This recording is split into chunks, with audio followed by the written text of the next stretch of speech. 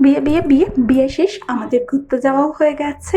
দেন আমার লাইফে নতুন একটা পার্ট শুরু হবে আজ থেকে। সবাই বলে না, বিয়ে দিল্লির লাড্ডু, খেলেও পস্তাবে না খেলেও পস্তাবে, কিন্তু আমাকে দেখো, বিয়ে করে চলে যেতে হচ্ছে সেই দিল্লিতে। সব কিছু ছেড়ে, ছোটবেলা যেখানে বড় হয়ে উঠেছি সবাইকে ছেড়ে এত দূরে প্রথমবারের জন্য কি পরিমাণে আমি কাঁদছিলাম আমার চোখ মুখ থেকে বুঝতেই পারছো। আমার আসল বিদায়টা না যেন আজকে হলো, কিন্তু এই বিধাতার লিখন সব মেয়েকেই তাই করে আসতে হয়েছে, তাই আমাকেও চলে যেতে হচ্ছে দিল্লিতে। আমি, মা, বাপি মানে আমার শ্বশুর শাশুড়ি, আমার হাজব্যান্ড সবাই মিলে চলে গেছিলাম। রাজধানীতে টিকিট ছিল আমাদের, কিন্তু সেই সময় প্রচণ্ড কুয়াশা থাকার জন্য এত ট্রেন লেট করে চলে, এই যে আমি আমার নতুন সংসারে চলে এসেছি।